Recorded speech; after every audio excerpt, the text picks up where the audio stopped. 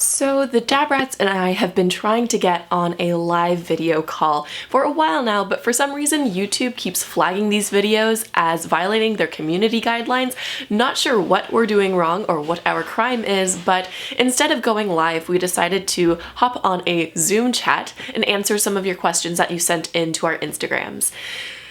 Couple things to keep in mind with this video. You will notice that yes, it's an hour and a half long. That's because we had a great time talking and we answered quite a few questions. And I have the timestamps of where the questions are in the video, so you don't have to watch the entire thing if you don't want to. You can just pick your favorite question or, the questions that look interesting to you.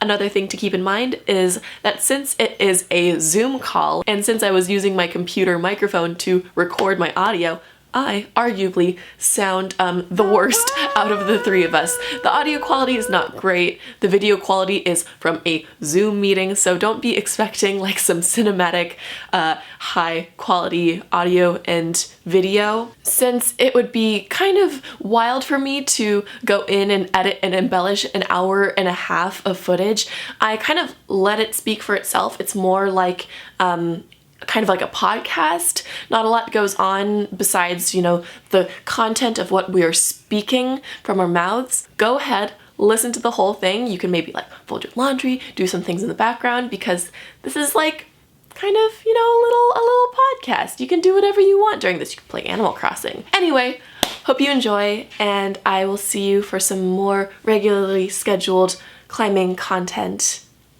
in the future. Hello. Hello. We're here in separate countries, but in our hearts, we're all very close. So this is the DabRats x Jenn Sen's chat. So I guess we'll just start off with some introductions in case you need that. Shall we go alphabetically? Yeah. Oh, no. Who's alpha? Oh yeah, you go. Well, hello, I'm Annie. Hi, Annie. Hey. I'm one half of the DabRats, and I've been climbing for, I should have figured this out before, I think between 4 and 5 years, maybe. But it's been a real checkered history with me because I've had long periods of like injury and stuff. So, but yeah, probably about 5 years from when I first touched the rock. And how did you get into climbing? I was introduced to my boyfriend, but it never really clicked with me until he went away for several months traveling, and I moved to London from where I was from, and I just started going by myself to the local wall, and yeah, I just got completely hooked. I think like going by myself and not being around people who were just like climbing like 7C, I could kind of recognize my progression a bit better, and like I was like, oh, I've done a V2 not fun today. climbing with Tom then. No, it is fun.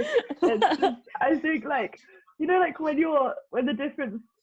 your progression is like from a V0 to a V1, but everyone around you is like so much better, your achievement doesn't quite feel as big as it could be. Yeah. So yeah, that was when I got really hooked. I found it for myself.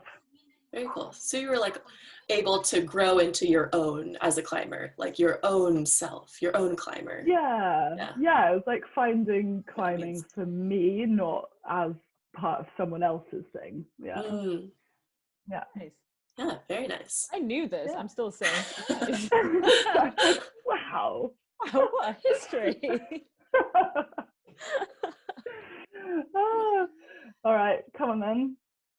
Are you tagging me? Yeah, I'm pointing down at you. Tagging. I've been climbing, I'm also going to say 4 to 5 years, but less checkered, as in less injuries, but not consistent. Probably only consistently for about 3 years. Yeah. Introduced by my good friend Hannah, who actually is now more of a cyclist and a paraglider than climber. But Oh. She's the person who introduced me. And then she introduced it to me, and then I was like, yeah, all right. And then a boy was like, I climb, and I was like, funny that, I'm totally into it. And thus began climbing a lot, and then I got really into it. But yeah, that's my checkered past. Tag in. No, tag out. That's actually very funny that we all kind of have boys involved with how we started climbing, because I also do, unfortunately. So I've been climbing, I think, close to 3 years, and I started climbing because I wanted to impress a boy. And I thought that if I became very good at climbing, that he would want to date, which doesn't actually work out if that's what you were planning on doing. So it didn't work out, but it didn't matter, because even as he faded away from my mind, the love for climbing persisted against all odds. But yeah, that's how I got into it. But I kept going just because I was able to see just day to day, I can do things now that I couldn't do yesterday. That's incredible. So that's kind of why I stuck with it in the beginning, even after I couldn't win someone over. I didn't either. Funny how that works. It just proves that it's not the way to meet boys. Yes, but climbing itself did fill a void, which is great. Yeah. Which is wonderful. Yeah. And so we're all climbers, but we are all YouTubers as well. So I guess we could talk a little bit about how that started. Yeah. We could. Yeah. Okay. The origins of the channel. Yeah, that's a good point. And then this was originally going to be a live stream, but we've had some issues. We've been taken down from several YouTube times. So touch wood that it doesn't happen again with this. But we have lots of questions that you guys sent in, which we're going to go through some of those. So I guess we can say how we started our channels and then get stuck into those lovely questions. Yeah, segue. Di, do you wanna am I tagging in? Tag in. How did we start climbing? No, how did we start this channel? So, funny story, I actually met Annie through Jake, who knew Tom. The bloody boyfriends again. I know, it's always the boys. So I met Annie through my boyfriend and her boyfriend, and then I met her really briefly, just being like, oh, hi, and immediately turned to Tom being like, well, Tom, you've done really well for yourself. Which now it seems like quite a horrible thing to say, but at the time I was just like, I'm trying to give a compliment. Anyway, so we had hardly met, and then the boys were going to font together. I was going to go, Annie was going to go, and then I was like, so happy another girl is going. Immediately texted her being like, I'm so glad you're coming. And then some other random crap that I won't say. But it was really, it was really weird. I made some funny jokes and she won me over. And then we spent a really weird week in font together, like me, you, Jake, Tom, and Omar. Oh yeah, Omar was there. Yeah, which was hilarious because Omar doesn't climb. No. He just spent the whole time eating food. And cooking for us. Cooked for us. Yeah. But yeah, we were like, obviously, I'm not going to say obviously, but our other halves run the YouTube channel Bouldering DabRats, which was happening while we were in font, and we kind of said to each other at some point, like, wouldn't it be awesome if like this thing existed but with like girls doing it, because that would be something we would love to watch. And we were both like, oh yeah, that would be awesome. and he was Maybe like, we should. I've always wanted to do this. And I was like, I've always wanted to do this. And then we were like, Light bulb. and that is how we started, after meeting each other for a week and after some un-PC jokes.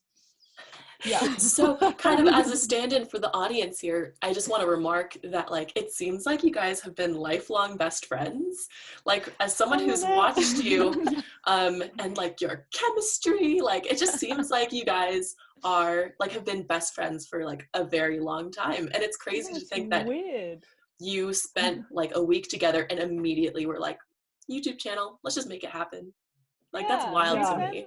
a week together, and then we came back to London, and I wasn't sure whether it was going to happen, because you know, like people say things and then you make plans and then you get back to reality and you're like, cool, well that was a thing we said.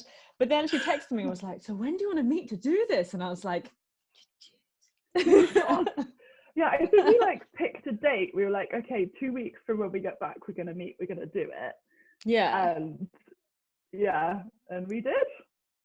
Filmed it on we a phone. It was terrible, but we did it. Man, we also actually had someone else who now no longer is part of it. Yeah, we've had many other people come in and out as guests, and yeah, but we stuck through it. we stuck with it. Very nice. And that is how. Tag out. Tag in, Jen. All right. Yes. So I started a YouTube channel that was not bouldering centric after I graduated from university, just because I noticed this. I wanted something to do and because I watched a lot of YouTube. So I filmed videos that were more like lifestyle, fashion oriented. I was like, room tour, lookbooks, and nobody would watch them because they were bad. So I was editing videos for an audience of like 100 subscribers for around like definitely longer than half a year. And then I made one video that was my 1 year. It was my 1 year anniversary of bouldering. So I decided to make kind of like a reflection type video of the things that I've learned. It was a little weird. It was out of place for the channel I had, but oddly enough was the one that like the algorithm decided to put on blast to everybody. So that was the one video I think of mine that hit like 1,000 views. I was like, this is very interesting. And I started to notice that the people who were subscribing to me, the only other people that they subscribed to were like the Bouldering DabRats or Bouldering Bobat. And I was like, huh. So I kind of saw the writing on the wall that the people who were following me were really anticipating that I was going to film more bouldering content. And initially I was like, well, I'm not good enough. And I honestly at that point didn't consume a lot of climbing content on YouTube. So I didn't know what people wanted. I didn't know what was out there. And at the time, I do remember seeing like the Bouldering DabRat channel back when your avatar was like, I think Annie's face. Is it your face? It was just like, oh, the good old like days. this. And it was like, and I was like, wow, these I was like, these chicks are really cool. But then I realized that like they were the only ones. I was like, no one, like there are no other like females making content except who are like not pro athletes. Yeah. And I was like, I think people really want to see more of this. And so I was like, well, I'll give the people what they want. And I realized that it was way more fulfilling to me because I was providing something that like people actually wanted. Like the fashion and lifestyle space, very saturated. Not much like unique perspective I could add to that. But with bouldering, I feel like, well, climbing in general, I feel like we have a lot we can bring to the table, us three. Yeah. So that was a very like happy thing that happened. Very, very good that YouTube decided to push that one out. But it was kind of half luck that it happened, but I'm very glad that it did. Yeah. Hashtag yeah, grateful.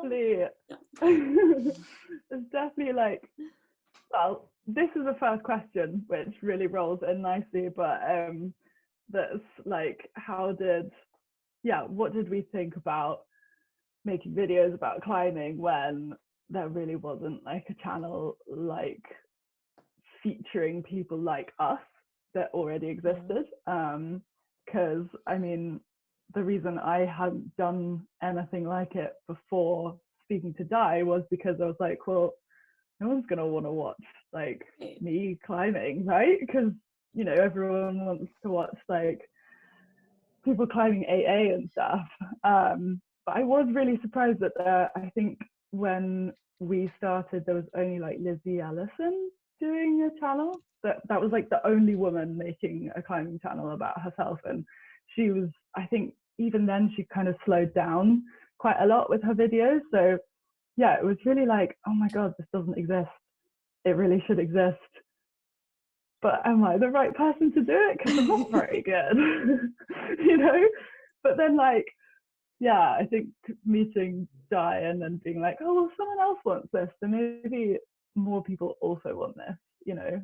If two people want it, maybe one other person will and when watch you're two it people, when you're two people, I feel like that takes the pressure off. Like if we're both not good, we can both just be like, well, we know this, but we're having fun. Yeah, or you can just like reassure one another and be like, no, you did great. It's great. It's good. It's okay. Totally B5, Simon. B5. Which I have to say, hats off to you, Jen, for doing it yourself. I could not do it myself. Well, I mean, here's the thing though, is that you both like kind of created the space for women and I guess people in general to make videos like non-pro, like this is, and whenever I say this, it sounds really bad. But I feel like the hardest thing is just creating something out of nothing, right? Like it didn't exist and you created that space for yourself. And then also for me to like wiggle in there. So I mean, like it, and I did also get some questions like, what's it like being a YouTuber and climbing? Like, do you ever get like this fear of being judged, or is it like scary to put yourself out there and also just to, you know, be filming? Because you got the whole rig up in yonder, like with the gimbal. So I mean, yeah, it's, and my answer to that is like, yes, it is scary. Yeah. It is pretty scary. But yeah, I don't know. My hat goes right back off to you both because you created the space. So there's that. Oh, guys. Maybe all emotional. Hats off everywhere. Take your hat off, Annie. Take your hat off.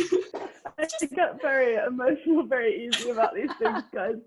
It's going to be a miracle if I don't cry during this whole thing. I'm going to see if we answered that question by Irene. Shout out to Irene, which was, shout out Irene. When starting your channels, was there ever a point where you were afraid of not being good enough to have a channel on climbing? So yeah, yes. I feel like we kind of answered that. Definitely. Yeah, I think for us it was just like, let's just do it. Yeah. Just do it. Yeah, like we thought it would just be fun, or rather funny, because we just get to hang out with each other and have laugh. But do you remember, because I remember us like very seriously having a discussion of like, are we just gonna get loads of hate from this? Oh yeah. Like we're genuinely sort of like not anxious, but we definitely had the conversation of like, are we just gonna get loads of people being really horrible to us? Yeah. On the first video. And I think when we didn't and we had nice comments and people enjoying it, it was such a surprise. And a relief. I don't yeah, and a relief. Yeah, it was really weird, but I do remember being like quite worried. Oh, for sure. We it took us ages to decide, all right, like psych ourselves up about it, do it. And then I remember how many views did we get on the first video? I think it maybe was 100, and we were so excited. Yeah, we were so excited. We were like, oh, it's had 50 views. 50 people have seen it. 50. But yeah, it was really it was super scary. Yeah. Well, I mean, I also think that like in the beginning you get those comments like, wow, like it's so refreshing to see someone who can climb around my level. And I was really surprised when I got those comments, but I think if I didn't get that like positive affirmation, I might not have been confident enough to keep going, because it's a comment you get. I mean, I'm assuming that you guys get it too, that on almost every video there's someone saying like, thank God there's somebody posting videos out there who I can relate to, who I can like more realistically aspire to be, or like maybe climbs at or below my level and is still entertaining. So yeah, it's definitely like really, really nice to get that stuff. It does make you feel like, oh, okay, I guess it's knowing that someone else feels the same as you and is kind of picking up on the vibe. Yeah, it's nice. So do comment such things, dear people. It is lovely. Please do. Be nice on the internet. Please validate us. We would appreciate it. Should we move to another like question topic? Jen, why don't you pick definitely. one? What's the best way to convince my shy female friends who might feel intimidated to go climbing for the first time? Well, they should watch both our channels. I was going to say, should I just suggest to watch that video? I think just creating like a safe space for someone who's shy about going climbing. I don't know, it's hard, but I've definitely taken friends that are completely not like physically sporty people at all. And I know that they've been like really anxious about embarrassing themselves or just not being very good, and trying to create an environment that's like accepting of that and not at all about being yourself. Good or like climb not about climb you. at their level. And just like prepping it as something that's just really fun and like I don't know, taking the pressure off and allowing for making a fool of yourself. So that's like totally accepted. Definitely. I think a lot of times when you grow up as a female, there's this pressure to always do everything perfectly. Like you have to look perfectly, you have to like everything you execute has to be done in a way so that you don't embarrass yourself or look like a fool. And I think that climbing is such a great way to kind of unpack that false belief system within yourself as like a woman and understand that like, yes, I'm going to look stupid in front of people, and to not allow that to like hinder you. I think that like one of the best things climbing has taught me as someone who's more of an introverted female is like, it's okay to not be perfect and have people see that. So show up for your friend and be very like affirming and kind and gentle with them. Maybe climb in a part of the gym not many people are around, just so that to get the foot in the door. But then once, I mean, I think you can start to desensitize them after that. And I think when that does happen, that's kind of where the magic happens as well. Yeah, definitely. And like practical things like take them not at peak time, so it's not going to be busy. Don't make them wear tight shoes. I don't know, just like those don't things pressure them to like wear tight shoes just because your shoes are tight, you know, like just let them have comfortable feet. I know that it's not a climbing session for you. Always a good tip. This is take the time to show them around and like get them comfortable. But God, I think as a woman, I guess like with climbing, for me it's been a lot about learning that failing is not necessarily just okay, but possible. That like I can fail at something and still do it again and better, and you know, because I think there's like less space and allowance for failure. As you said, like you have to look good and, you know, not make a fool of yourself. You gotta be sorted. So I think kind of testing that process with yourself and figuring out your relationship with it. Like, oh my God, I'm really bad at not being able to do something and still find it really, really hard. And climbing outdoors normally ends in tears for me. So I'm like nowhere near. Me too. Yeah. Okay. Always. But it's so valuable to get that some way in your life where it's actually nothing bad is actually going to happen if you don't succeed, you know. Thank you, that person. What's her name? Irene. No. Irene was the last one. No. I The put the questions down and I didn't write your names. Oh, thank you. Thank you. Thank you very much. I have a question, mostly because I find this really funny, but it is practical as well.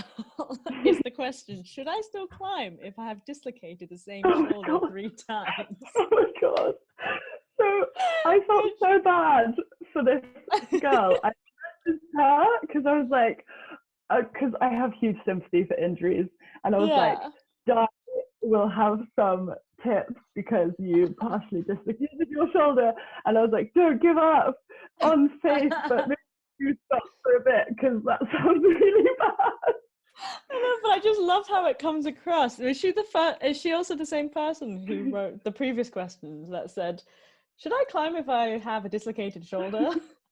The answer is no. Sad face. Don't climb if your shoulder is dislocated. Like actually dislocated. Yeah, just like, I can do it. But I would say, yes, you can. As many times as you dislocate your shoulders, yes, you can. I dislocate my shoulders often in the 5 years. I said 5, right? That I've been climbing. First, it was this one at Mile End. Oh, and then this one again at the Arch. But basically, because my shoulders are like hypermobile, they kind of like sit outside of the socket anyway. They're really prone to dislocate. But I still climb, even though I've dislocated both shoulders numerous times. And but you partially dislocated it like last year, didn't you? And then you did like masses of rehab, loads of stuff, and then you seem to like get much more. Yeah, so it feels like they've been much better since. Yeah, the worst one was when it was partially dislocated, because it wasn't just like out and then in, it was like out, hanging out, pulling on all the nerves and stuff, and it was just constantly painful. But yeah, check out shoulder stability exercises online just to like build up that shoulder strength. I have 0 shoulder strength and 0 scapular strength, but now I do have some. Yeah, so, I visibly have seen the difference in your shoulder strength. Like you're so much more stable now. I feel it too. I no longer slump into my shoulders when I'm hanging on. Like I now have this ability to engage my back and my shoulders.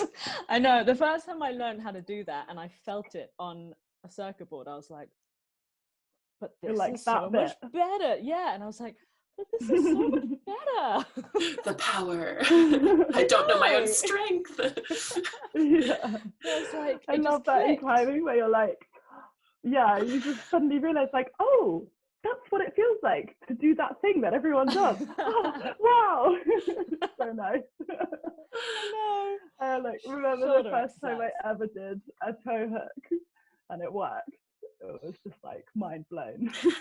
Yeah, I feel that when the first time I did a rock over onto a foot, like a really high foot, and then you kind of like rock over and sit on that foot before going up. First time I learned how to do that, I was like, that's it, I am epic. I am such a good climber. Climbing is like V2. Thank you. Pip Pong Pan. Love it. Good luck. Yes, do your shoulder exercises. They're great. All right, should we circle? Right. Who's next? Who's next? Is that me? All right. I have a question that I kind of wish that I asked earlier, which is, do you feel pressure to be a representative of women in climbing? I remember because I feel like Annie's really cool with being a good, like, you're quite cool with being a good role model because you are quite a good role model. I don't know, does that make sense? Oh, am I your role model? Oh, no. No, let's not get confused here.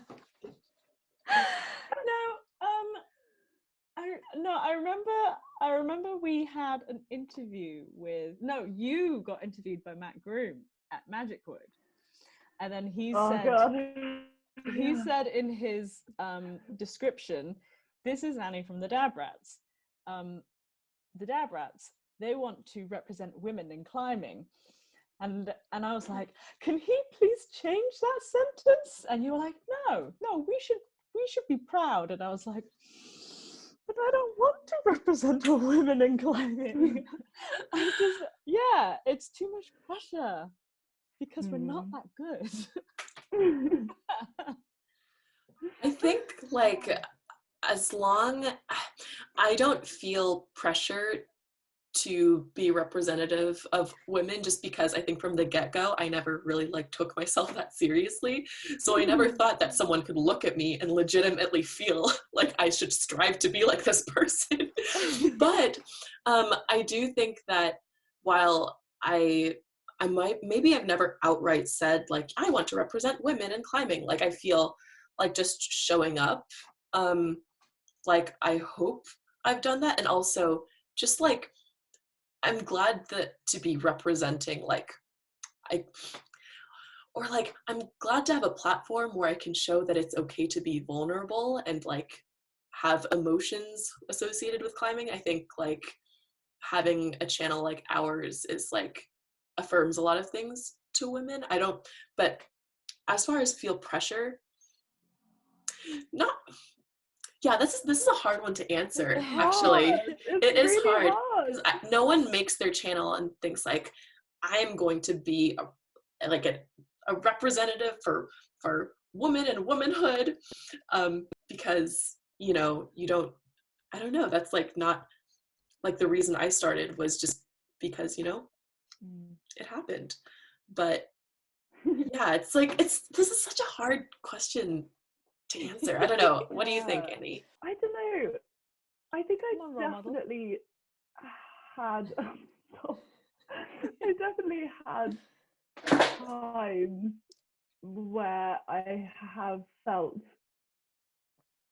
pressure coming from myself to do something well, whether that's just the video itself or maybe the climb, because I'm well, this is the chance to have a video about this where no one else is really speaking about it.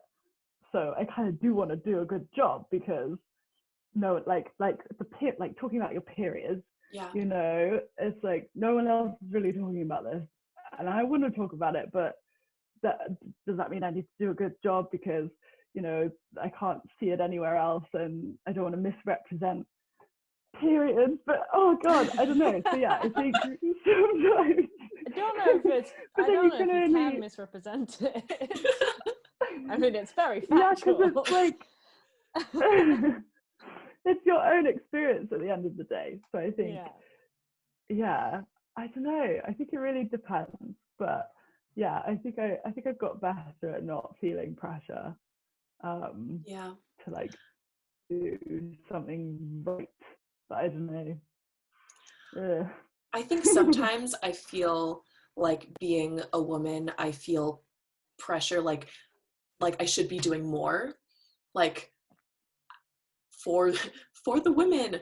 I should be there's some moments where I'm could I be making better use of the platform I have? Should I be talking about these issues that we face as women? And I don't feel so yeah, sometimes I do feel I have to advocate for women just because like I am one and like I totally want to, but it's hard because I feel like when we started out, like I don't know what your like viewer demographic breakdown is, but mine is still predominantly male, which is an interesting thing. Like, so Yeah. when I feel like, I don't know, like I would love to do like speak more to women's issues, but sometimes I'm like, I'm making a video about women, like to an audience of like mostly male. So I'm like, I don't know. Funnily enough, though, Yeah. I think our demographic is also predominantly male, but they're like all really lovely about any content we do that's, I mean, basically targeted for women, like Yeah. periods. Mm. Yeah. We've never had any man come up and not physically come up, but get on their keyboards and say, I don't understand periods. Why don't you talk about testicles? I don't know. Yeah. Like, like, you know, they're all really just really Yeah. like supportive. Yeah. Because One of my first videos that I made was about bouldering terminology, and I used the word mansplain in it because it happens. And then that created like a firestorm of comments in my comment section, and ever since then I've just been like, oh no. This is scary. But I was gonna say that sometimes I'm like, I really want to, as you said, Jen, like advocate women's issues or promote some like cool stuff or whatever. But then also, I think there's so much to be said for just like seeing women being people and not like always being like, me woman, I have woman issues to speak about, you know? Yeah. It's like, because otherwise it's just always like you're always being reminded of your like label, you know? Yeah. And it's just nice to like just be a funny person or a climbing person and just, Yeah. you know? and that is So I think enough. it's like nice to have a balance. It is enough. It It is is. enough. Like, yeah, I think at the end of the day, you have to think about what your channel is. And while we are women, trying to, let's say, represent women in climbing, it doesn't mean we have to stand for all women issues. Even if we do personally, we don't have to advocate them on the channel. Well, I want to thank, since I have pulled up the questions, I want to thank Remarkably Plain. That's a fun username for asking that question. Definitely got us thinking. Yeah, oh my god. Very insightful. Thank Whew. you. Got me warm, that one. It is really Oh, warm at the God. moment. I've been wearing I'm shorts all boiling. day. Oh, Um, all the heat do you rises wanna in this house. do you wanna pick one? Well, the flapping about doesn't help, does it? Or does it make you hotter? I don't know. Because you're activating all these muscles.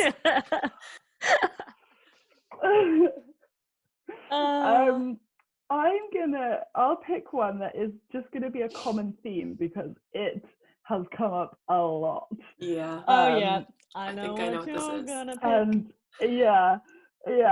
And there are several variations to this, so we could break it down. But basically, we can't go climbing. Ah!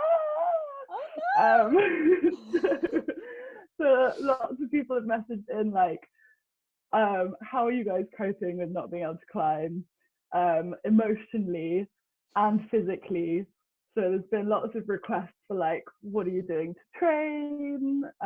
Quite a lot of people saying like, what are you doing to train with a hangboard, and what are you doing to train without a hangboard? So maybe we could like go through this a bit because it's been like every other question. Yep. Yeah. This. Should we? So I wanted to start it off with a little reassuring message because lots of people have been like, I can't climb and it's really hard and I'm worried I'm gonna lose all my strength or lose like all the progress I've made. So I wanted to give you a little pat to say I haven't been climbing since November because I'm injured. And so I know how everybody's feeling, like, so much. And for me, I've actually been quite surprised at how much strength I still have. And I haven't even been able to do like strength training or training in general. I can't do pull-ups or press-ups and stuff. So I've gone from like climbing to like nothing. But I still have quite a lot of strength. Like I have more than I thought I would. So, and that's after like 6 months. So I think like to anyone feeling like, oh my God, I'm going to lose it. I'm going to go back and be like, just be starting from scratch. Don't worry. I don't think that's going to happen unless we're like in this for a year, but I don't think that'll happen. It comes back really quickly. Like really quickly. Muscle memory, that's a thing. So quickly. Oh, Jake is shaking his head saying it's not. No, like at the small amounts of stuff I have been able to do, I've been like, oh, that only took a couple of reps before actually I'm kind of doing this as I did 6 months ago, you know? So it's quite nice to feel that. But also we're all in this together. Like being injured on my own was so crap. I'm kind of pleased everyone's now in the same boat in a really selfish way. Are you like, yes? So yeah, everyone. I'm like, I have been watching everyone going climbing for so long. It's kind of nice to be like, yeah, I know, none of us can go. Oh no, poor us. Oh, that's really funny. Oh God, but how are you guys coping? Yeah. Do you want to go, Jen? Sure, I will. I have not been, well, I'm lucky enough that I haven't been injured in the past, so I don't think I've ever taken more than like a week off climbing. So initially I was a little bit sad. You definitely go through all the stages of grief when you lose something that's important to you. Yeah. So you have like, God, yeah. You've got denial, you've got bargaining. Bargaining is the stage where you're like, I could build a home wall, right? So you go through all these different totally went through that. stages of grief, which is, I don't think that's, an exaggeration, because climbing means a lot to us, especially if you're like watching this right now. It clearly means a lot to you. But I think that like it's fine. I try to simulate it as best I can and just understand that like there are so many other parts of climbing training that I've neglected just because they're not as fun as climbing. So like antagonist training or flexibility. And I think everybody has been kind of hyper-focused on finger strength and hangboarding and stuff without realizing that, you need to look at the whole picture. It's not just your fingers, it's guys, all these it's other time things. to get flexible. Yeah, so I think that it's you can make it into, a more happy occurrence if you just realize that this is probably a good thing for your tendons. Just try and find the silver lining in it. Obviously I'm sad, and I think we all have like a climbing shaped void in our lives right now. My short answer though is it's hard, it's bad. But I can talk about like the training stuff later that I'm doing, probably like later, because I'm curious to see how like Di has been coping with it as well. Oh, thank you, Jen. Open to the floor. How's I been coping with it? I feel sad, but also maybe I'm still in my denial stage, because I'm like, it's okay, because it's only been 2 weeks since the last time I climbed. I'm still a bit like, maybe it won't be that long. Like I find it really hard to think further down into the future. Yeah. I can only think past this week, not even past this week. But anyway, but yeah, I guess I've just been I've been like hanging more and doing my pull-ups that I never ever do. Still can just do one, but you know, every day that's just training it. I'll be really psyched the day I do two, and then I'll be like, yes. But yeah, I've just been, I guess, trying to keep strong in different ways. Like I do a lot of yoga now, more so than I've ever done before. And yeah, it's hard. Yoga's hard. I haven't done it like properly in ages, even though I teach it. But when you teach it, it's different because you're not actively doing it. Yeah, I think also I'm quite like sore everywhere from doing a lot of yoga and pull-ups, and to me in my head I feel like I'm doing some sort of training because I'm sore. So I'm like still getting them gains, working something. Yeah. Yeah. It's like trying to find that like try hard satisfaction feeling from other stuff, which is kind of it's not the same, but it at least gives you that feeling of like, whoa, great. yeah, yeah, it's not as fun or it's working. as satisfying because I don't know, climbing has that end result, right? That you've completed it, you've done it, you've done the climb, whereas like you don't have that elsewhere. Yeah, I think that no form of exercise for me could be as fun as climbing, which is what makes training when you're not climbing very difficult, because you have to find ways to make it fun for yourself so that you actually do it. I think that's like my biggest piece of advice with training is just like find a way to make it fun. Try and find what bit of training you like the best. I think that's like more realistic because then you're more like you will probably end up doing it more. I don't know. Yeah, for sure. I just watch TV when I do it. Watch TV. That's a good idea. I just put Gilmore Girls on. Then I'm like, right, pull up time. Just like staring at Gilmore Girls. Yeah. Have either of you been hangboarding at all? A little bit, yeah. A little bit. Do you have a little routine that you do? I do my little repeaters. Repeaters. Very nice. Yeah. What about you, Annie? Yeah, I've been doing some like max hang stuff. Yeah, hangboarding's like been over the 6 months has been like the only climbing anything that I can really work on. So that's been my little straw I've been clutching to. I've also got one of these, which is really very good. nice. Yeah, I do recommend it actually. It's a Metolius ball thing, and it's because you can get those like gummy weird things. Yeah. What are they called? Yeah, the power. Grips. The power fingers. Power fingers. Yeah.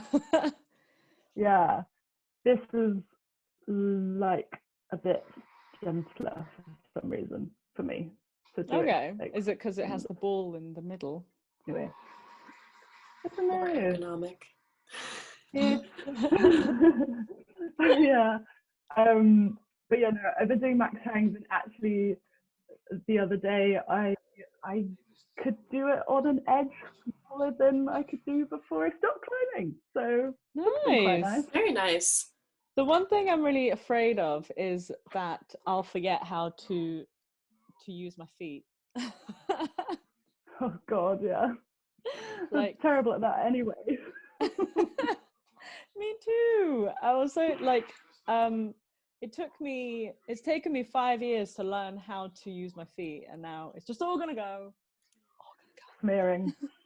Yeah, you should build yourself a little smear practice at home. Yeah, you could just drag like a little chair underneath your door frame and then just like try and put your feet on it in different places while you're hanging. Get a piece of wood and just like smear on it. What would I hold Yeah. on to though? Oh, the hangboard. Yes. It's all coming together. Yeah. Oh. So should we, because Jen, you did a video about like what you've been doing during isolation, and I think you recommended like home workout video that you'd seen, and there were some cool like squatty things, and that looks kind of good. Do you want to like tell people Well, about quite honestly, working out from home? follow any climbing YouTuber, they will either have a home workout video that they made themselves, or like I know Rock Entry made one, Nathan Betts made one.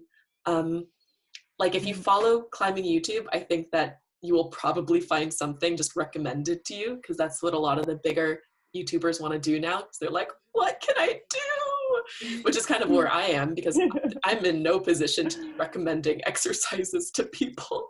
Yeah. I'm so broken, I definitely can't do that right now. Yeah. I think like the bigger climbing channels, like it's out there. It's out there, and I personally haven't been following them like every single day. I have other like fitness, like I guess influencers that I follow, and I do their workouts. One person I really recommend, her account is called Rayme. It's RRAYYME, and she does like daily workouts at 9 a.m. Pacific time.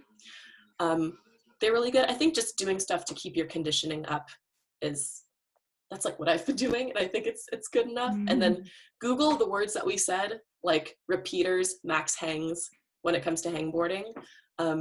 There's like a lot of information out there, and I think hangboarding, you kind of have to tailor it to yourself and your own like strength and what you can handle. But yeah, a lot of resources out there now that a lot of influencers / YouTubers kind of only have so many things they can make videos on. So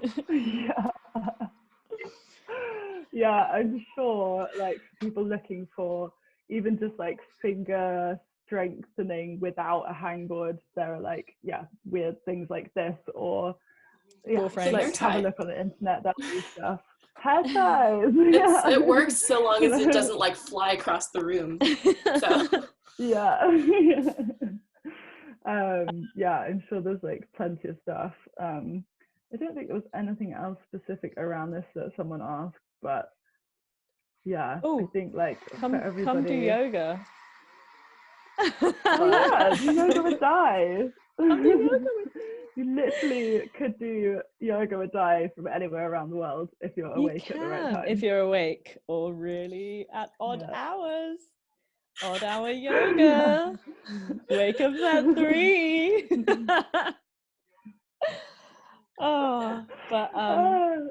But it's I'd say it's a good time to get that flexibility on. I actually do feel better physically now that I'm doing yoga every day. Like definitely less I don't know, like achy. I mean, I'm sore, but it's not like an achy sore. It's like I'm stretched kind of sore. Also, I've got Matt Groom to do it, and he's been doing yoga every day, and he says he feels better doing it every day. Matt Groom has been doing yoga every day? Apparently. Seriously? That's what he's saying.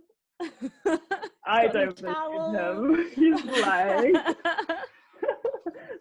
I've seen that man's hip flexibility, and it is terrible. I've also seen him do it, so. I mean, oh my god, I've never seen someone so inflexible. It's amazing. He should be doing yoga every day. Yeah, he's really not flexible. Poor guy. But we love him. He's great. But he will be after isolation is over. Yeah. So work on your weaknesses, people. Shall we pick a new question? I think sure. Yes. Just really quickly, I'm super curious as to like what other hobbies you have like outside of like climbing and making videos. Like perhaps you have more time for it now that you cannot. Hobbies? Like, for example, Oh, I watch dear. YouTube. I actually don't watch YouTube. Even though we have a YouTube channel, I actually don't watch it or know anyone who's on it. I watch PewDiePie, but whenever he makes references to other YouTube channels, I never know what he's talking about. Oh. Yeah, I watch.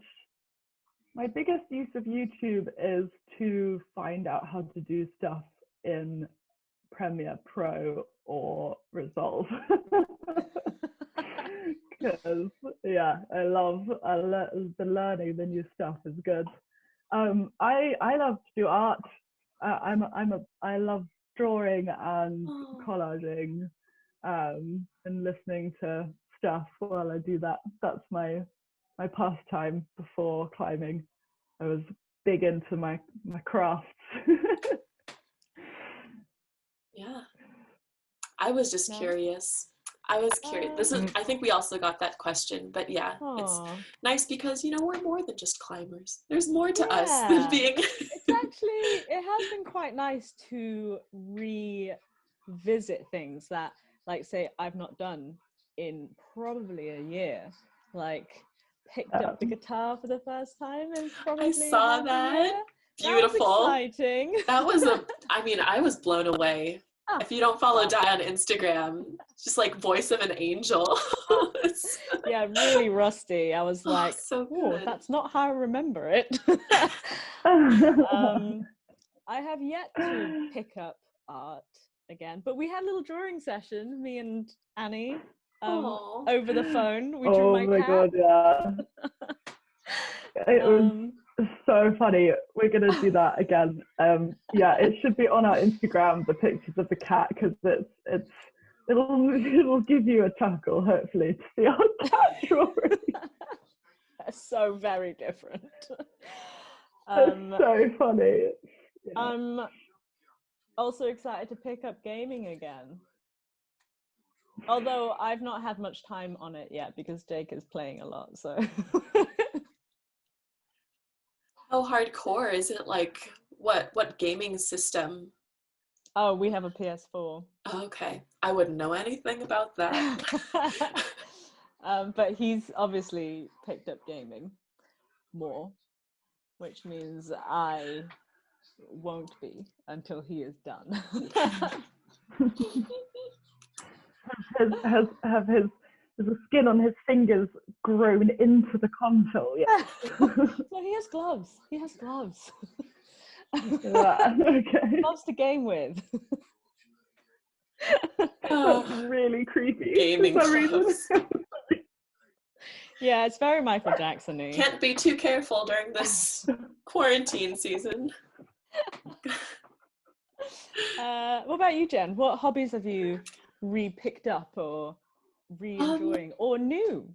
I like Annie. I like her, but I also like Annie. I'm crafty. That's your hobby. I have a shrine.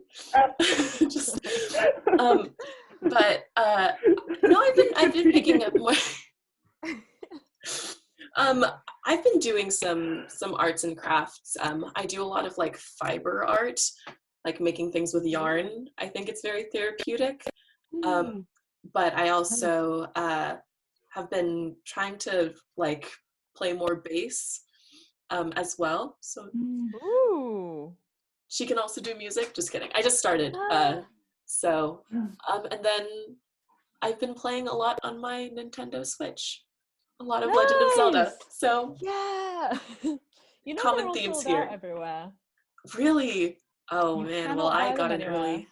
I know, because like everyone's harping on about Animal Crossing, yeah. And I was like, I don't want to play, but you can't buy a Nintendo Switch anymore because everyone got there. Yeah. Oh, that's good. We're doing well. Yeah, we're keeping ourselves busy. Yeah. Also, cool that you're playing the bass. That's the dream instrument. Yeah. I really want to learn how to play bass.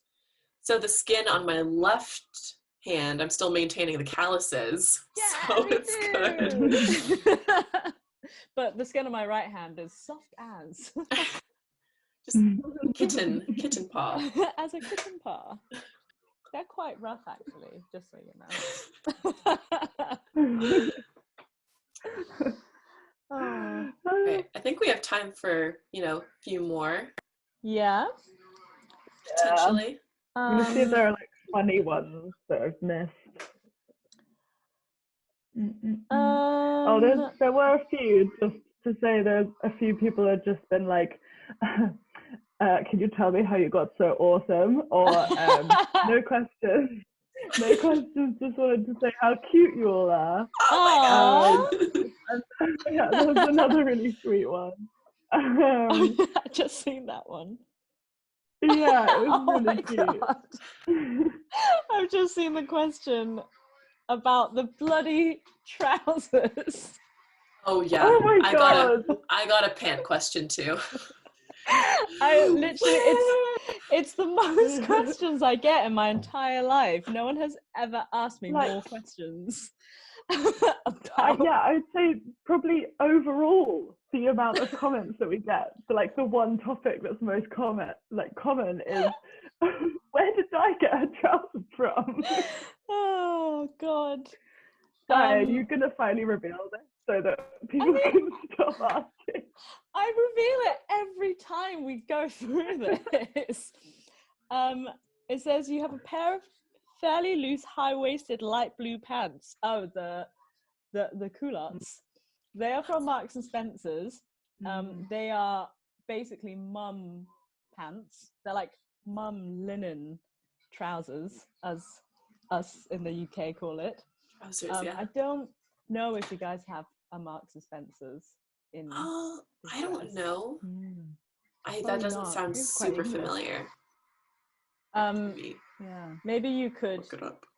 Maybe they deliver to the US. I don't know, but basically they have loads of the same cut of trousers in different linen type fabrics in an array of colors because they are so basic and cheap, but really comfy. Uniqlo so yeah, just or Uniqlo. Oh, yeah. Uniqlo has really nice ones. They feel less durable because they're a bit thinner, the Uniqlo ones. Yeah, they're more like summer trousers. Like heavyweight. Yeah. Mine are quite like thick and cottony. I don't know. Yeah, they do get sweaty in the summer though. They like bunch around the waist. Oh, lovely. But yeah, M&S. There you go. Yeah, I'm taking a look at their website. I have not heard of this brand before, but headquarters are in London. It's like every English woman most likely buys her pants from Marks and Spencer. I mean, you say this, but I definitely did not until you took me, and then I was lost in an array of pants. I was amazed by that because it's like a pretty common thing for like people to go get your basics, you know. Yeah, basically they're like quite middle class high street food shop plus clothes plus homeware, and everything is very mumsy and comfortable. You get your bits from M&S, you don't do your full shop. Exactly. Also they are well known for doing like sizing your boobs when you're younger. It's like where you went to get your bra measured. Huh. Well, the more you know. I swear they're wrong. Well, there you go. Yeah, it looks kind of similar to like maybe the Gap or something. Yeah, basic. Kind of. Gap, Banana Republic, maybe? I don't know. But yeah, it looks very good. So you wear the linen pants even though they're not like advertised for athletic wear. Oh yeah, none of my trousers are ever advertised for athletic wear. Because the athletic trousers are not cute enough. Mostly it's because I like to not change before climbing. So I like to just go in the clothes I'm wearing and then climb and then leave without changing. So I go with like the greatest ease. And most climbing trousers for women. Ooh, whoa! What just happened there? No, Jake's pointing the laser show over here. Oh, that's what that. I was like, there's a glitch in the matrix. Oh no! Oh my god! Oh my god! Welcome to our disco most party. climbing trousers. Most climbing trousers for women have the tiniest pockets as well, which I just don't agree with. So. True. And they're always really low, like riding. They always are just at your hips, whereas I want everything like up here and tucked. Likewise. I will not wear a pant unless it is very extremely high-waisted. Above my belly button, I don't want to see that. Don't want to feel it. Exactly. Yeah, I think so long as it goes over the belly button and you can like do a little jig and like your legs not be inhibited, or what is it? Yeah. Yeah. And you've got yourself a climbing pant. Exactly. Yeah. Basically, the dressing room. You gotta do the checks in the dressing room. That's what I do. Basically, just go out to any basic shop, buy some trousers or pants, but just get them like a size bigger than you normally would, and then you're golden. Yeah. So hopefully we answered the pant question. Maybe put it to rest. Yeah, maybe we should You'll still get it. I want someone, I would love some trouser company to just sponsor us. Yeah. Oh no, if only someone could sponsor me.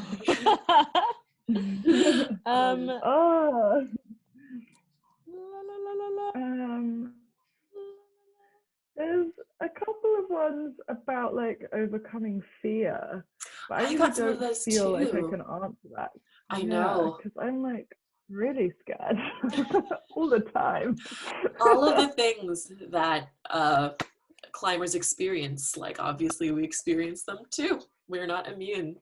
I think with fear, just my immediate answer is just like desensitize yourself, work up to it, make yourself uncomfortable. And then the longer you are uncomfortable and like kind of pushing that that boundary of what you can take, like the more you like are okay with it in the end. Yeah. Don't hurt yourself. Yeah. Don't sue me if you do. Listen to your fears sometimes though, because they'll be correct. Oh yeah. Your fears gotta protect yourself. Yeah. But you know, sometimes they are unreasonable when you're like, you know, when you are standing like not that far off the ground and you freak out and you think, oh my god, I have to climb down. But then, I mean, it's just normal. You realize fear is a part of climbing. Fine it was. Yeah. I think like a big thing for me with fear is that I get scared and it stops me doing something, and that's kind of fine. But the thing that I do that is really unhelpful is I like give myself a hard time about the fact I was scared, and that's what makes it impossible, because then I'm just like, oh my god, why was I so scared? I'm so stupid. I shouldn't have been that scared. And then of course I can't climb because I've just like given myself that antidote to a pep talk. The anti-pep talk. Like, yeah, an anti-pep talk.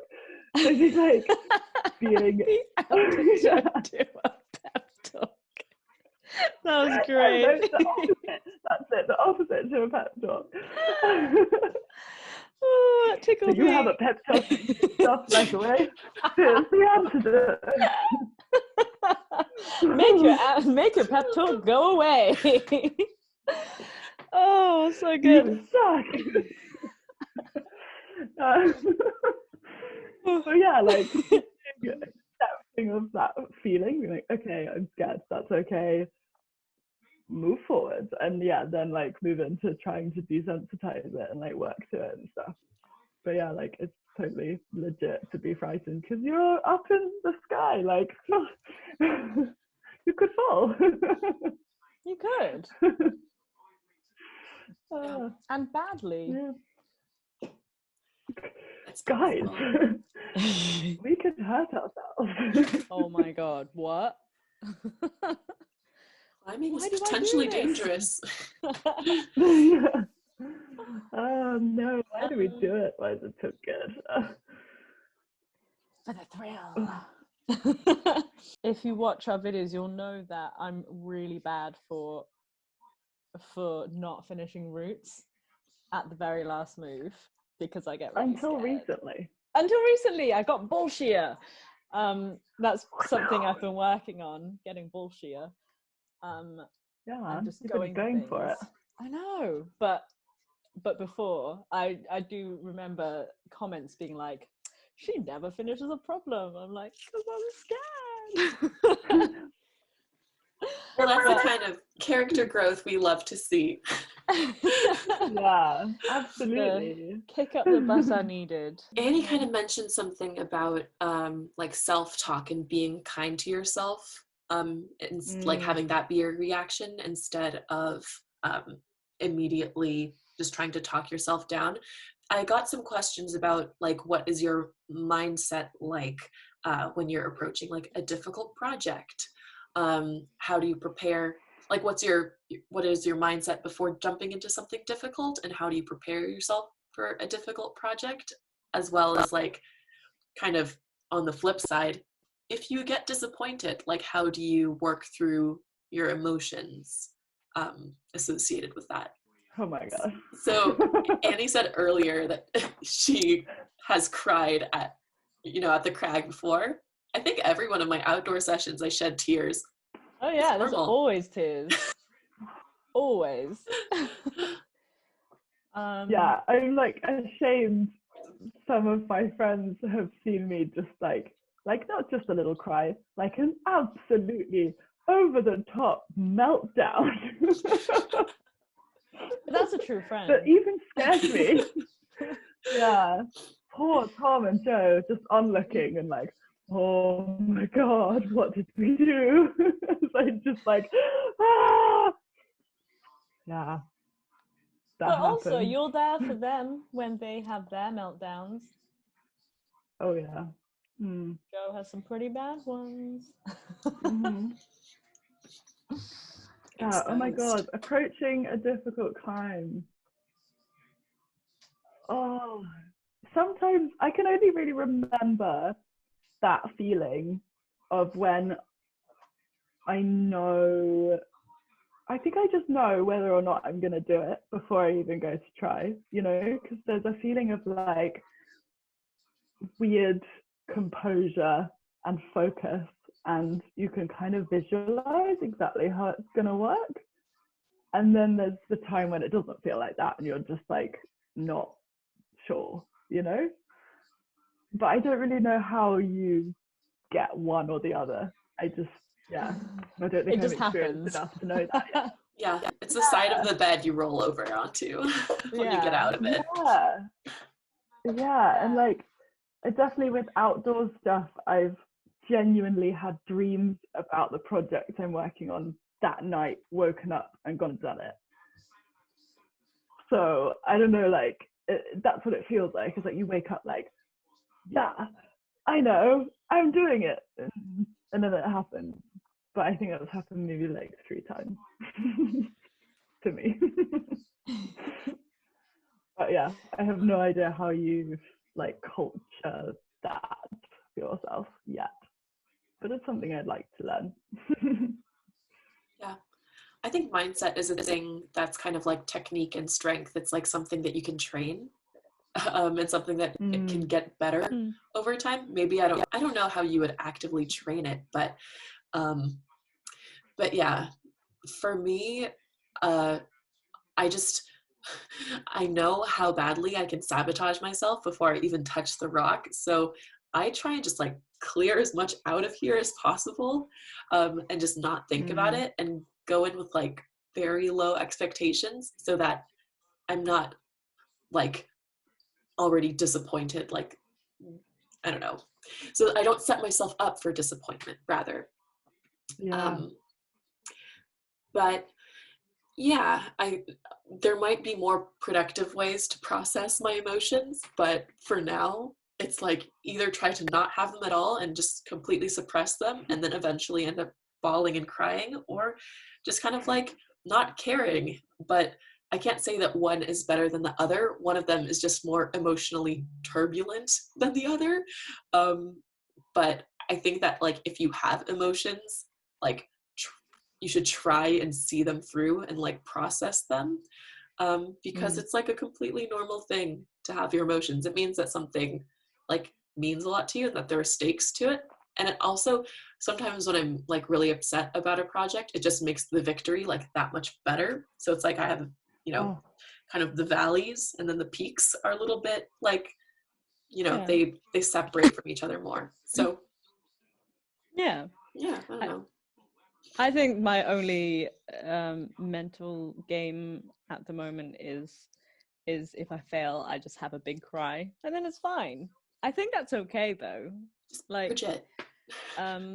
yeah, I feel like it's fine to just like let it out and have a cry. I think that's, if you need to do it, and then you get it out of your system. And sometimes when you can do the climb after you've had that cry as well, it's just like you've kind of released that feeling. And also you kind of release this, sometimes like once you cry and you get it out of your system, you jump back on it and you kind of are able to do it. It's like you've released all this like pent up negative energy inside you that like stopped you from doing it before. Like if you're like constantly getting stuck on one move, it's like you can purge that from you, and then suddenly it feels easy. But I don't think I'm experienced enough to, or climb hard enough perhaps on things where I need to prepare a mental game beforehand. Just cry. Just cry, because then you're resting your muscles. Yeah.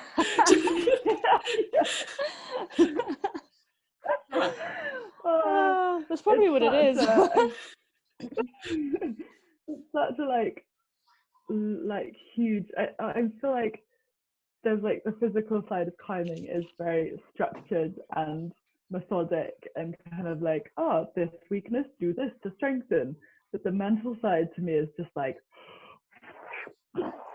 it's like this huge amorphous blob of the unknown. And like, and there are books about it, films about it, I think there's like there are songs about it, books and films.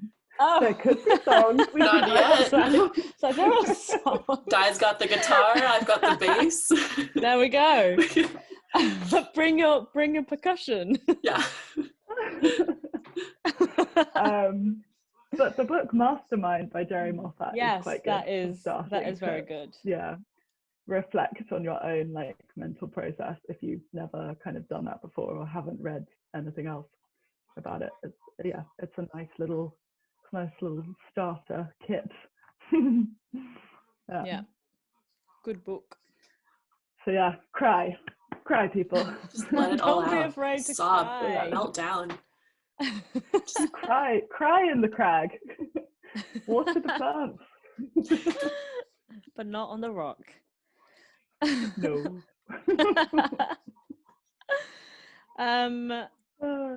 Does anyone else have a question that they want? I don't know. To I feel like ask?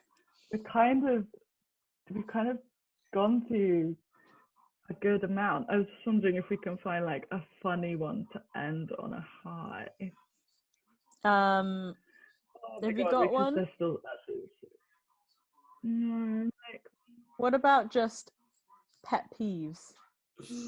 It's not climbing related at all, but favorite food. I got one that was favorite food. Yeah. Oh, I'm thinking about my pet. I'm gonna think about my pet peeve. I really like Korean rice cakes. They're like tteokbokki. I am not. Yes. Yeah. Oh my god. But what in though, Jen? What in? What? I like the kind of hot, like the spicy sauce. It's so good. Yes. They are so Good. Sorry, I'm getting very passionate about that. I love it. You can buy like a microwave version. They're just so good, so tasty. And whenever I'm about to dig into one, I'm always just like, I look at an invisible camera and I'm like, welcome to my mukbang. And then I just like make like this ASMR chewing noises to myself. Oh, so good. Love Yeah. Oh, so good. Yeah, best like self-isolation snack. Other than alcohol. What's your favorite food? When? Ooh,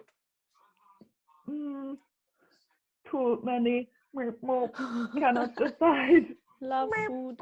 Or do you have a pet peeve off the top of your head? Oh, okay. Oh, I have. Okay, favorite food at the moment is crumpets. Okay. They're British. Yeah. Just have to Dan Google won't it. know what a crumpet is. Look it up. They are a British dough I know what this thing. is. Okay. We call them English muffins. Okay, I was gonna say they're like a muffin, but a muffin in Yeah. America is like Ah, bready. I don't know. it's like if a sea sponge was edible and full of butter. Ah, so good. Yeah, I love a crumpet at the moment. And I have a food-related pet peeve, which is I can never eat the very bottom of a yogurt. Is that a pet peeve? Or is that just a weird I'm just so annoyed when there's stuff at the bottom of my yogurt. The disrespect. It's just a bad habit, wasting food. No. Back up. That's me digging a hole. No, it's because the bottom of a yogurt pot is always like really thin and watery for some reason, and I just it makes me feel very icky, and I hate it. And it's not loads; it's just like maybe that much at the bottom, and it's always got. Oh. I feel like you're eating yogurt wrong. Anyway. I've never encountered this. I've definitely seen it at the top. It's just kind of like whey stuff. I don't know. It's just like liquid. Yeah. What about a bowl? What if you like tip the yogurt pot into a bowl? But it's a big pot, you know. I wouldn't eat it all at once, you know. It's not like the little one. Got like it. Okay. You know. Got it. What about not if a you little one. tipped the last bit of the yogurt pot into a bowl? Sometimes, to try as a poor student, I've to stop this habit of mine, I have got to the bottom third and given it a really good stir, and then eaten all of that. But I gotta say, it's it was hard. Aww. That was the old me. Oh, wow. Now I just don't eat yogurt. Oh, but it's so delicious. Yeah. Anyway, that's a fun fact. That was a fun fact. Thank you.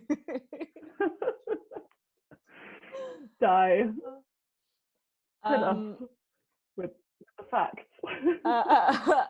My favorite food, ramen. Oof, so good. Just like any type of ramen. Any. Give me a bowl of soupy ramen. Nom, nom, nom, nom. Pet peeve, I don't know. I don't like it when people flip bottles and then when bottles full of water hits the floor. I really don't like it, and Jake fucking loves doing it just to wind me up. You know when people You're like a startled cat. Oh, don't like the noise. Yeah, the bottle thing. Yeah, it's just like a really loud noise, and when it hits concrete or like a wooden floor, it just makes a really loud bang that irritates me. And also because I feel like it dents the water bottle, which I know has like a water bottle doesn't care about being dented. But I just feel like it's damaging the structure of a water bottle. What if I want to drink from the water bottle later and it'll be dented? Oh, but mostly it's the noise. Stop denting my water bottle. Okay, wait. So just for clarity, so I know what you're talking about. It's like the trend where people take a water bottle and they try and flip it so that it lands. Yeah, okay. Lands on its whatever, on its base. But yeah, a lot of the time it doesn't, and it just falls, and you're like, oh. Oh, you are so weird. I love it. It's very That's specific. such an excellent pet peeve. I love it. I think it just shows how much Jake does it. Just flipping bottles. Oh FIFA. God! Just Or like we'll not be walking FIFA. down the street, and he'll like flip a water bottle, and then it'll fall on the pavement, and you're like, oh, and then it'll roll, and you're like, oh. just like. Oh, but yeah, any pet peeves? Excellent. I'm trying really hard to think. Weird. I don't think I can, because like I my life isn't like zany enough for me to get annoyed, to get truly annoyed. I'm trying to think about what my boyfriend does that annoys me. Just not a pet peeve. But if someone were to do this to me, even if they weren't dating me, I would be upset. Probably I'm someone who likes to I don't have a schedule, but if I say I'm going to do something within the next like minute or so, like let's go. Now I'm just airing out all my dirty laundry. So if I say like let's go for a walk, and someone, now it just sounds like I'm complaining about my boyfriend, and he's like, yeah, that sounds great, and then continues to, even if he's like, I'm gonna pour like myself like a glass of water, I'm like, but I said we were going on a walk now. So like dilly-dallying, that is my pet peeve, is dilly-dallying. My pet peeve, yeah. Sorry Annie, my pet peeve is the fact that Tom on planning trips always say, let's leave at this time. And 5 minutes before we leave, he's not out of bed. And then he's like, oh, I need to go for a poo. See, that would drive me crazy too. And I'm like, I got up specially early, showered to be ready at this time. You said. And now you're taking your time having a poo. Sorry, Tom. Honestly, like, even I haven't been on as many climbing trips with him as his friends from Devon, and every day on every trip, that's just the way it is. You know, it's just like part of the experience. You get up, you all get ready, you do the breakfast, you clear the breakfast away, and then you wait for Tom. And I do this not even on a climbing trip, but I do this on a daily basis when I want to meet Annie and she's leaving with Tom, and she'll be half an hour late because she's like, sorry, Tom is still pooing. And I'll be like, can he just poo an hour before, please? Oh my god. Now we're just spreading dirt. Sorry, Tom. His boyfriend. Love you. I mean, I do love him for it because it is part of his charm. It is an endearing quality. In retrospect, it's a lovely charm. Oh my god, so good. Well, on that, keeping that thought in people's minds. I think that's a great place to, wrap things up. Our boyfriend's bowel movements. It's just like. We started with them introducing to climbing, and we end with the images of all on the toilet. Oh, I'm on the toilet right now. You guys not on the toilet?